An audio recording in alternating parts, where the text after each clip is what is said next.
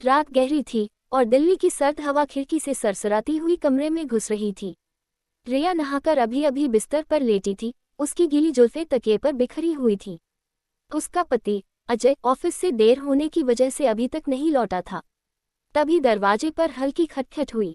रिया ने सोचा अजय आ गया। उसने सिल्क की नाइटी पहनी और दरवाजा खोला। सामने अजय खड़ा था, उसकी आंखों में एक अजीब चमक थी। इतनी ठंड में तुम पसीने से तर क्यों हो? रिया ने पूछा, लेकिन अजय चुपचाप अंदर आया। उसने रिया को बाहों में खींच लिया, उसकी ठंडी उंगलियां रिया की कमर पर फिसलीं। उसका स्पर्श पहले से अलग था, कच्चा, जंगली। रिया के होश उड़ गए जब उसने उसे बिस्तर पर पटक दिया। उसकी सांसें गर्म थीं, होंठ उसकी गर्दन पर रेंग रहे थे। अजय, आज तुम। उसकी बात अधूरी रह गई। कमरे में एक अजीब सी गंध फैलने लगी, सड़ांध जैसी। अचानक फोन की घंटी बजी। रिया ने छटपटाकर फोन उठाया। दूसरी तरफ से आवाज आई, रिया, मैं अभी ऑफिस से निकला हूँ, ट्रैफिक में फंसा हूँ। रिया का दिल धक से रह गया। उसने पलटकर देखा, बिस्तर खाली था।